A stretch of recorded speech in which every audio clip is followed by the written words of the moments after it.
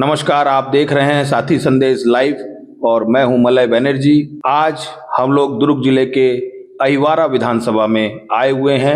एक ऐसा मंदिर से आपको तारुफ कराने जा रहे हैं साथियों, जो कि अहिवारा की शान और दुर्ग जिले की एक पहचान है। साथियों, यह मंदिर सूर्य मंदिर के नाम से जाना जाता है, सूर्य पुत्र शनिदेव एवं काल भैरव मंदिर। और हमारे साथ इस मंदिर के पुजारी ईश्वर गिरी जी महाराज हमारे साथ में हैं।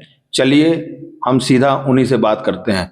महाराज जी, साथी संदेश लाइव में आपका स्वागत है। नमस्ते महाराज जी, सूर्य पुत्र शनिदेव एवं काल भैरव मंदिर अहिवारा का निर्माण कब हुआ और यह मंदिर की क्या विशेषता है, थोड़ा बताएंगे। देखिए, असल में क्या है, ये मंदिर जो निर्माण हुआ है 2009 में हुआ है, सितंबर महीने में। और इस मंदिर को धीरे धीरे कार्य करके अपन इस चीज़ को सफलता किए हैं। इसमें थोड़ा सा परेशानी भी आया है हम लोग को जीवन में, और बगैर परेशानी से कुछ फल तो मिलता नहीं हम लोग को, है ना। तो हमारे पत्नी, हमारे बच्चे सब मिलजुल के कार्य को सिद्ध किए हैं और धीरे धीरे करके इस कार्य को निर्माण किए हैं। बाद में धीरे धीरे और व्यक्ति हमारे साथ जुड़ते गए और आज ये मंदिर पूरा आज भव्य मंदिर बन के तैयार है। इस मंदिर के प्रांगण में कौन कौन से देवी देवता विराजमान हैं? देखिए, सबसे पहले तो हमारे महादेव जी का स्थापित करवाए हम लोग। फिर उसके बाद हनुमान जी का है, काल भैरव भी है, दत्तात्रेय जी भी है, सूर्य देव भी है। और हमारे उज्जैन के जैसे मान ले हर सिद्धि माता में जो दीप जलता है, ज्योति स्तंभ बोलते हैं उनको, वो भी यहाँ निर्माण किया गया है। ये दीप हम लोग हर शनिवार को ही जलाते हैं। इस मंदिर का अहिवारा विधानसभा में जो ये भव्य मंदिर का निर्माण आप बता रहे हैं 2009 से प्रारंभ हुआ, और आज की स्थिति में 2009 से आज हम 2026 में बैठे हैं, करीब करीब 16-17 साल इस मंदिर की विकास यात्रा रही। इस विकास यात्रा में किस तरीके का प्रशासन, शासन और आपको स्थानीय जनता का सहयोग मिला, इसके बारे में थोड़ा बताएंगे। देखो, स्थानीय व्यवस्था अगर हम बात लेते हैं तो हमारे साथ बहुत जुड़े हुए हैं, जैन लोग भी जुड़े हैं, वर्मा भी है, हर प्रांत के जाति के लोग जुड़े हुए हैं यहाँ पे। इस मंदिर में समिति तो नहीं है, लेकिन हमारा समिति जैसा ही कार्य है, इसलिए इस कार्य को सब सिद्ध करके, सब कार्य करके ही कार्य को अपन किए गए हैं। और अगर रह गए उसमें निर्माण की बात, तो निर्माण बहुत अच्छा हुआ है हमारे, है ना। मंदिर के निर्माण के लिए कोई आदमी ऐसा, कोई सरकार से भी हमारा भवन बना हुआ है और कुछ कार्य और भी होने वाला है। हमारे माननीय श्री महान जी कोसेवाड़ा जी द्वारा जो है और जो निर्माण किए हुए हैं, उनका भी कार्य बहुत जल्दी चालू करने वाले हैं। इस मंदिर में, इस मंदिर प्रांगण में आपको और क्या क्या चीजों की आवश्यकता महसूस हो रही है जो श्रद्धालुओं के लिए आवश्यक रहे, ऐसा आपको लगता है? देखो, असल में क्या है, इसमें व्यवस्थित तो मंदिर में तो जितना भी करो कमी रहता है। फिर भी जैसे मान ले लोगों का बैठने के लिए है, पानी का व्यवस्था है, लाइट का भी कुछ कमी है। लाइट भी हमारे घर से ही निर्माण किया गया है, वहीं से आरंभ कर रहे हैं लाइट का। तो ऐसा कुछ छोटे छोटे कार्य बचे हुए हैं जो हम माननीय श्री मंत्री जी से बोल के इस कार्य को बात रखे हैं। तो शायद वो सामने वाला जल्दी, जितना जल्दी हो करेंगे। ऐसा कौन सा समय है जो प्रदेश की जनता और प्रदेश इसके अलावा आस्था रखने वाले श्रद्धालु जो उस वक्त आए तो इस मंदिर के प्रांगण में जो भी अनुष्ठान होता है उसका वो लाभ प्राप्त कर सकें? देखो, असल में क्या है, शनि जयंती सबसे पहले तो मई और जून में ही होता है, और शनि अमावस्या का यहाँ कार्यक्रम होता है। दूसरा हम जयंती मनाते हैं भगवान श्री दत्तात्रेय जी का, जो उनका हमारे शिष्य गुरु भी है और हमारे गुरु भी है, कुल देवी देवता भी है हमारे।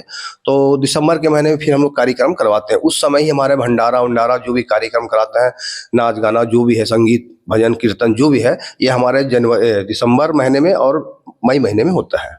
महाराज जी, इस मंदिर के प्रांगण में काफी देवी देवताएं विराजमान हैं, तो हम चाहेंगे अपने दर्शकों के लिए आप बताएं कि ऐसा क्या इस मंदिर की विशेषता है जो श्रद्धालु आए। देखिए, असल में क्या है, जब हम 2007 में जब यहाँ आए हम लोग, तो सिर्फ मकान ही निर्माण किए थे और इस जगह में पूरे मैदान थे जहाँ कोई व्यक्ति नहीं रहते थे। और ये जगह भी सरकारी जमीन है, नगर निगम में ही आता है, और गवर्नमेंट से भी हमको समझ ले लाभ उठाए हैं, और गवर्नमेंट वाला भी हमारा साथ दिए हुए हैं। जब शिव मंदिर जब निर्माण होने का समय जब आया, उस हिसाब से इस मंदिर का निर्माण हम लोग इसलिए किए कि हमारा क्या, हम लोग गोस्वामी हैं, गिरी है। तो हमारा धर्म है कि हम लोग जहाँ भी घर रहते हैं तो वहाँ हमारा एक शिव जी का निर्माण करते हैं, क्योंकि हमारा प्रथम इष्ट देवता है हमारे, तो प्रथम पूजा मान उसी का ही है। तो उस टाइप का अपन निर्माण किए शिव मंदिर का। उसके बाद जब प्रतिष्ठा का समय आया तो हम शिवलिंग लेने गए, वहाँ गए उजाले भवन गए, तो वहाँ बोले एक मंदिर ले लेते हैं, मूर्ति ले लेते हैं और रखते हैं करके। तो कुछ व्यक्ति लोग बोले बोले मंदिर छोटा है महाराज जी, इतना बड़ा शिवलिंग करोगे क्या आप? तो बोले ऐसा कुछ नहीं है भाई, उनका कृपा है, आज छोटा कल बड़ा हो सकता है। तो हमने उनके प्राण प्रतिष्ठा कराया, कुछ सामाजिक साथ में और कुछ हमारे नगर के व्यक्ति लोग भी थे, सब मिले कराए बढ़िया, और निर्माण हो गया बढ़िया।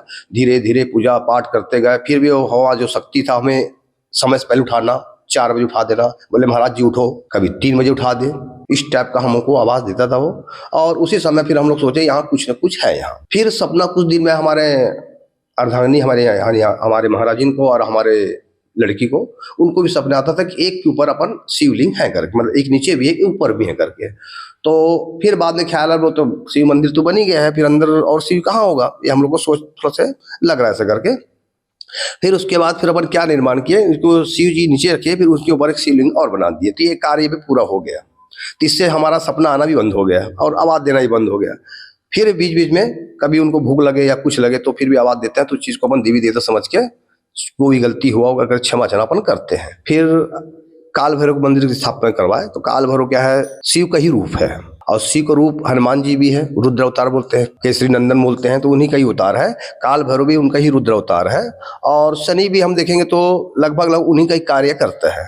तो फिर अपन काल भैरव स्थापित किए, उनको 2018 में किए, अपन स्थापित किए। आज लगभग 7-8 साल हो ही गए कम से कम, इस टाइप का निर्माण को किए हैं।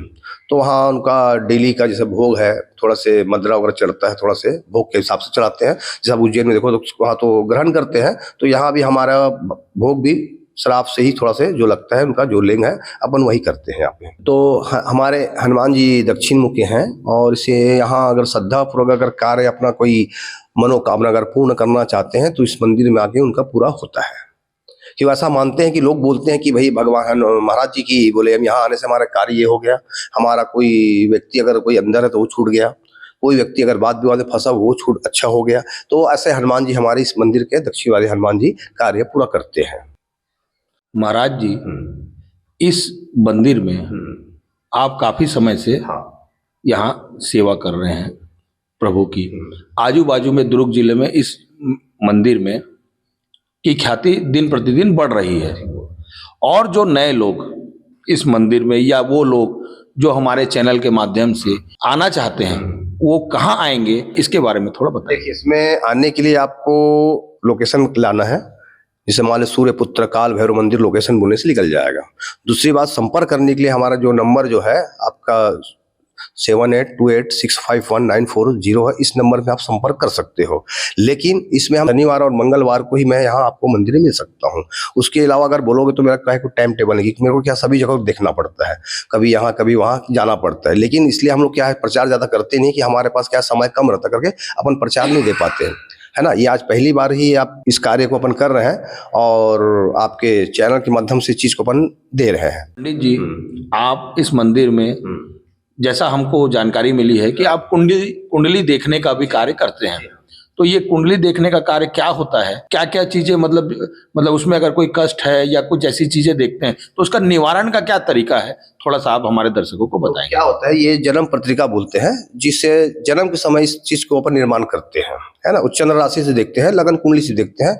उस लगन कुंडली और चंद्र कुंडली में फर्क कुछ नहीं है। अगर किसी बात व्यक्ति के पास अगर जन्म तारीख नहीं है तो नाम के अनुसार अपन देखा जा सकता है। उसमें क्या है, आपके कर्म, जन्म, काम, जो आप करना चाहते हो, क्या रोग हो या आपको होने वाला, क्या रोग हो चुका है आपको, कहाँ मौत होगी, कहाँ नहीं होगा, किस जगह में खत्म होगी, उस बारे में पूरा निर्माण उस कुंडली द्वारा ही होता है। ठीक। दूसरी बात क्या है, अगर मान ले अगर कुंडली में कोई चीज का अगर निवारण होता है, कई प्रकार के दोष रहते हैं, जैसे मान ले ऋण दोष है, पितृ दोष है, गुरु चंडाल दोष है, पाप करती दोष है, मंगल दोष है, चंडाल दोष है, कई प्रकार के दोष रहते हैं। इस दोष को अपन निवारण करने के लिए अगर कुंडली हिसाब से ही अपन निर्माण करते हैं कि आपको क्या दोष लगा हुआ है, इस जन्म का किस जन्म का, इस कुंडली के अनुसार ही हम कार्य करते हैं। उनके अनुसार उनका पूजा पाठ रहता है। तो पूजा पाठ हमारा जो होता है महाकाल उज्जैन के द्वारा ही किया जाता है, क्योंकि जो बड़ा जो पूजा होता है हमको वहीं कराने में ज़्यादा ही भक्तों को फायदा ज्यादा होता है। जैसे शादी ब्याह है, शादी ब्याह कुंडली मिलान करना है, विवाह कैसी होनी चाहिए, कैसा होना चाहिए परिवार, किस टाइप का परिवार है इनका, उससे क्या है कुंडली से जानकारी चल जाते हैं। संतान है कि नहीं, कब होगा, तो कुंडली के अनुसार ही कार्य करते हैं। सामने वाला कुंडली रहे चाहे मत रहे, भगवान ने जो निर्माण जो किया हुआ है उन्हीं के अनुसार ही चलते हैं। या पंडित हो या अदर हो, जो कोई भी व्यक्ति हो, वो पत्रिका के द्वारा ही अपन जीवन कार्य करते हैं। अपन पूरा जीवन का जो सार है कुंडली के द्वारा ही होता है। कुछ लोग कर्म से करते हैं, कुछ भाग्य से भी है, लेकिन भाग्य और कर्म हमको कुंडली में पता चलेगा हम करना क्या है। आप उनके अनुसार अगर काम करते हो तो आप जीवन में सफलता पाओगे। देखो, खराब है उसको अच्छा बनाइए, लेकिन अच्छा है उसे खराब मत कीजिए। ये कुंडली का कहना है। मेरा सोच यही है कि हम जो खराब है उनको अच्छा बनाओ आप, लेकिन अच्छे को खराब मत करो, नहीं तो आपका अच्छा भी खराब हो जाएगा। इसलिए कुंडली द्वारा भी आप वो भी कार्य करते हो, पढ़ाई करना है, किस क्षेत्र में जाना है, शादी करना है, किस लड़की से करना है, वो लड़की कहाँ है, किससे होगा, उस कुंडली में ही चलता पता। अगर आप कुंडली अगर सही निर्माण करते हो, सही विजन करते हो, तो आपका जीवन बहुत अच्छा ही रहेगा। आज के जीवन में विवाह चलना इतना आसान नहीं है, इसलिए हम बोलते हैं कुंडली मिला के दो।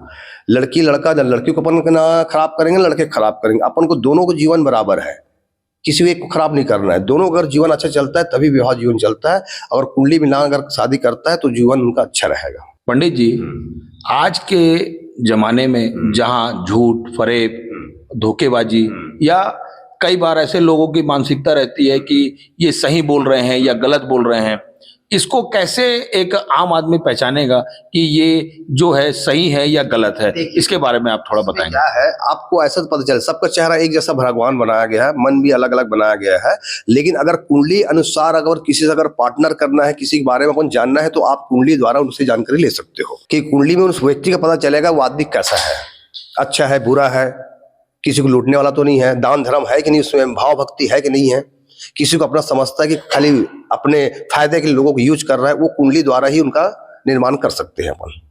कुंडली में जैसे ऐसा कहा जाता है कि समय, स्थान, वर्ष, इसका कितना महत्व है? देखिए, असल में क्या है, ये तीनों का निर्माण जन्म के समय ही होता है। अगर आपके पास जिस तारीख को जन्म हुआ है उस तारीख का आप नाम लिखिए, आप समय लिखिए, आप कितने समय हुआ है, और उनका नाम का निर्माण छोड़ दो, आप पंचांग दिखाओगे तो उसमें पता चल जाएगा कि आपकी राशि कौन सी है करके। तो बगैर जन्म तारीख समय के बगैर आपका कुछ नहीं हो सकता, इसलिए आपको वो चीज़ बहुत जरूरी है। अब आज के डेट में मैं बोलता हूँ हर व्यक्ति को ही ये कार्य करना चाहिए। जो भी बच्चा जन्म ले रहा है उनके माता पिता को अगर आग्रह है कि ये सब विनती है कि जन्म तारीख समय बहुत जरूरी है रखना। अगर इससे अगर रखने से क्या होता है, आने वाला समय उनका भविष्य के बारे में अपन जान सकते हैं। मतलब आप ये कह रहे हैं कि आज की डेट में कुंडली का एक विशेष महत्व है, और खासकर सनातन धर्म में। अच्छा पंडित जी, अब हम ये जानना चाहेंगे अपने दर्शकों के लिए कि जैसे आपने कहा कि यहाँ विभिन्न प्रकार के देवी देवताएं विराजमान हैं, तो ऐसा हम जब आए तो हमने देखा कि आपके पास एक विशाल शिव मंदिर है। वो कितने फीट की है और इसका जब निर्माण करने में आपको कितना समय लगा? देखिए, ये तो खैर निर्माण अगर बोलेंगे तो 2009 से निर्माण हुआ है ये, लेकिन इसको इस बड़ा को भविष्य बनाने में हमको ये 2022 में इनको हाइट को बढ़ाया है इनका। ये लगभग 17 फीट का है ये महादेव, और नीचे में काशी विश्वनाथ का जिस तरफ के स्वरूप है उसी स्वरूप में हमारे यहाँ अवघड़ भोलेनाथ बैठे हुए हैं। अब इसके बारे में खैर मेरे को जानकारी नहीं है, लेकिन ऐसा लगता है कि देखो, अवघड़ इसलिए रखे नाम है कि ये पूरे शमशान इलाका है। अभी तो लोग बस गए हैं, लेकिन शमशानवासी नाम से इसको अवघड़ भोले बाबा बोलते हैं कि वो शमशानवासी है, इसलिए इनका नाम भी हम अवघड़ भोले बाबा ही रखे हुए हैं। साथियों, अभी आपने देखा कि हमारे साथ अहिवारा विधानसभा में सूर्य पुत्र शनिदेव एवं काल भैरव मंदिर के महाराज ईश्वर गिरी जी साथ में रहे, और उन्होंने इस मंदिर के बारे में बहुत सारी चीजें जानकारी दी। साथ ही उन्होंने आपको कुंडली और कुंडली के महत्व के बारे में भी विस्तृत जानकारी दी। मैं अपने सभी दर्शकों को अपना कुछ समय निकालकर इस मंदिर पे जरूर आएं और इस मंदिर का आप लाभ उठाएं। लाइव के लिए अहिवारा से मलय बनर्जी की रिपोर्ट।